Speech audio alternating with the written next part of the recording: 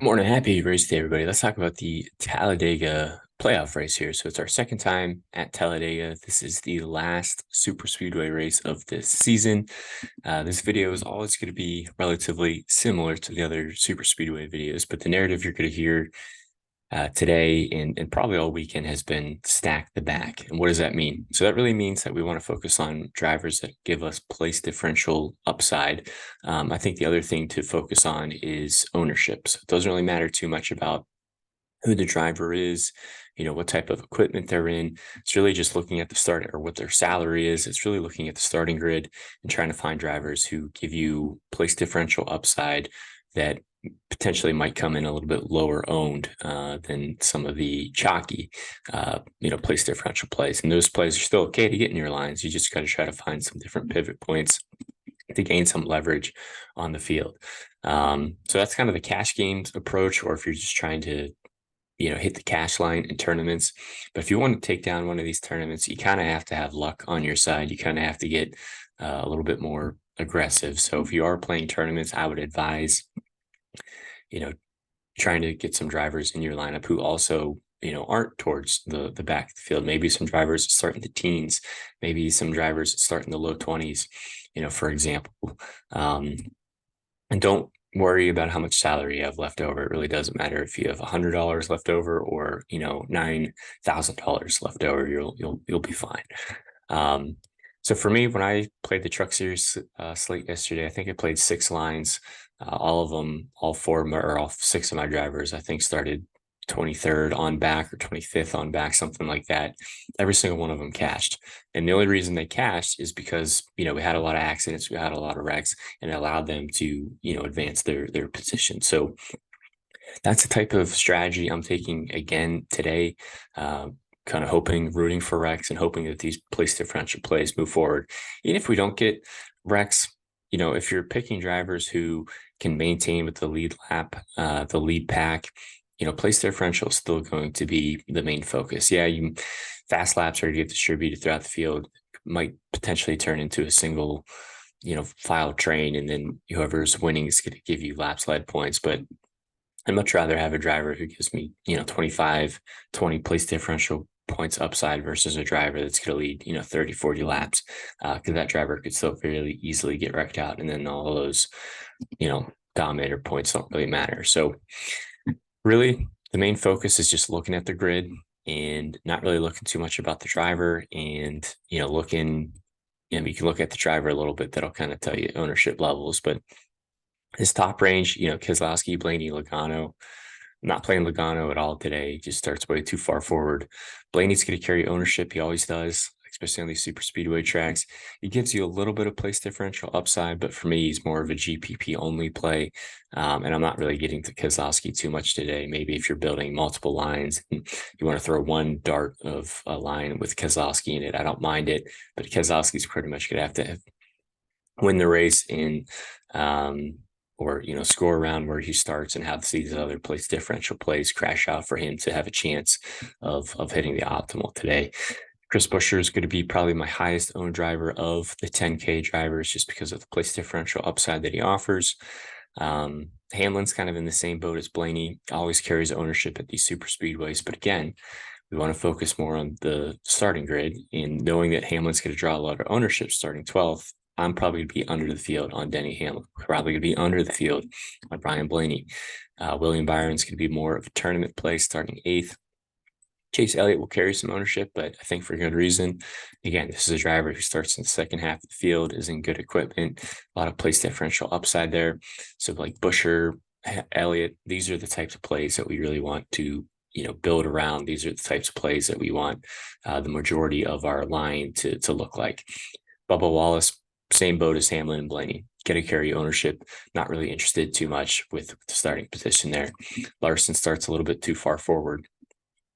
Chastain and Stenhouse are really popular cash game plays. So if you're playing head-to-heads or double ups or anything like that, you're going to see a lot of Ross Chastain. You're going to see a lot of Ricky Stenhouse Jr. Going to be pretty high owned in tournaments too. Pretty easy for him to score well. Kyle Busch is also kind of in that same boat as Buescher and Elliott. So like all of these plays here, I think they're fine for either GPPs or cash games. Bell and Reddick, pretty much the same play. Start mid pack. These are some of the tournament plays I think you have to kind of get aggressive on and kind of sprinkle in the lines, take some risks on. The ownership difference between Bell, Reddick, compared to Chastain, Busch, and Stenhouse is going to be pretty massive. Now, clearly, they don't give you nearly as much upside as these drivers do, but it's a good way to potentially get different, and that's usually what I do when I build lines. It's trying to take the chalk plays and sprinkle in other plays that might not be as high owned, and then maybe the next line I swap out a different chalk driver and pivot off of another one. Like, it's usually just different tweaks. I think for the 6 lines I built with the truck series, I think 4 out of the 6 drivers were the same basically in every single line. It was just kind of swapping different combinations of them. Suarez, same boat. It's going to be popular for good reason. Gives you a lot of place differential upside. Truex, same type of tournament play as Bell and Reddick. One thing that was interesting though, I was doing some research and noticed that Truex has been the only driver to finish on the lead lap in every single super speedway race at Daytona and Talladega in the next gen era. So, his luck, I guess, of not wrecking out his continued. So we'll see if he's able to continue that streak or not. Eric Jones, Alex Bowman, both fine plays, not going to be as high owned as the drivers in the 30s, but still some nice pivot options off those drivers to give you some place differential upside. Almirola starts too far forward. Harvick, McDowell, Dillon, all kind of tournament plays. I would say McDowell's probably my favorite there just because of the place differential upside that he has, starting 18th. I like Ty Gibbs. I don't think Ty Gibbs is going to be terribly high owned. AJ Allmendinger is going to carry some ownership. Not going to get to Austin Cindric, not going to get to Chase Briscoe or Ryan Preece, but pretty cool, what they're doing with the paint schemes. It's cool to see sponsors kind of and teams embrace it. It's fun. I mean, Stuart Haas isn't running well, so it's good to see them, get some eyeballs on them. Corey LaJoie is going to be popular. Justin Haley's going to be popular, both for good reason. Starting deep in the field, Carson Hocevar. So like LaJoie, Haley, Hocevar, Dinger, Chastain, Stenhouse, those are really going to be kind of your core plays you want to be building around, especially for cash games. Gilliland, Burton, fine, more tournament options. Riley Herbst starts a little bit too far forward. Then once you get down here, these are kind of the weeks that I like to target some of these, punt play options. Chandler Smith gives you a lot of place differential upside. The thing is, these drivers just either don't have as much experience or just aren't nearly, I'll throw Herbst in there too, or aren't nearly as equipment isn't nearly as good as some of the other plays. But if we see a wreck fest, I mean, it's really easy for these plays to score well, especially if they're not going to be in the lead pack. Like, as long as they're just riding around and we're getting wrecks that are early enough in the race for them to take advantage of it, there's no reason why BJ McLeod can't get like a 25th place finish today.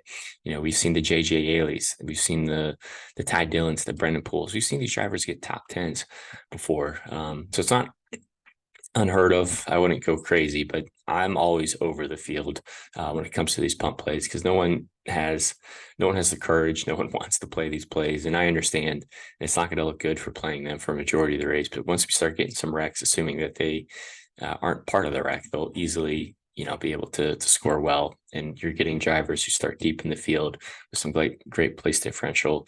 If like Chase Elliott started 33rd, everyone would be playing him. But because Ty Dillon's starting 33rd, no one, he's going to carry some ownership, but it's going to be significantly less, probably than Chase Elliott, for example, if Chase Elliott started here. So hopefully that's helpful. I'll post this up on Twitter. It's at Fast Cars FM. Slowly but surely, we're creeping up to 1,000. I know YouTube recently changed their kind of monetization policy, so I'll have to do some more research into that in the off season. Hopefully, maybe next Monday we can start, even if it's like $10 a year or something, we can start earning some money on this. But good luck today, and catch you next week.